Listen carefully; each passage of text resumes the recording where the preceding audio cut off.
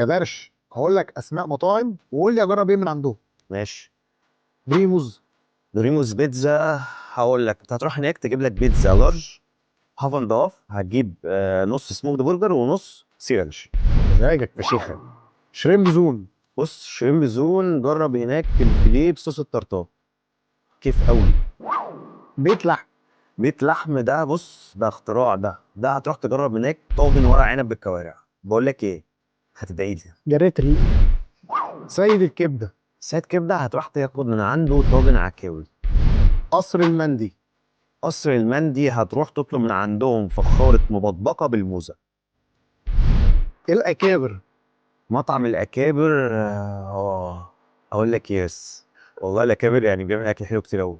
بص هتجرب من هناك مكرونة بشاميل تحفة، لازم تجربها، بيعملوها بالجبنة الكريمي وموتزاريلا، بتبقى حلوة جدا. والفتة هناك حكاية بصراحة، والحوش. شيخ المندي. حضرموت شيخ المندي بيعمل حاجة حلوة أوي، يعني مش كل الناس عارفاها عنه. هو بيعمل كبدة ضاني مشوية حلوة جدا. عز المنوفي. عز المنوفي بص هو مشهور بالكبده والسجق، ولكن انا بحب من عنده قوي سندوتش اللحم، سندوتش اللحم عنده حلو قوي. زاكس. زاكس هتروح لو ليك في السبايس هتطلب من عنده الاورنج. اوكي. حجوجه. حجوجه. لا حجوجه منابع العمده. منابع العمده. هاشفيل. هاشفيل في سندوتش هناك غريب قوي اسمه مانجوانا، هو سندوتش بصوص المانجا بس. حكايه يعني، لا هو اختراع يعني.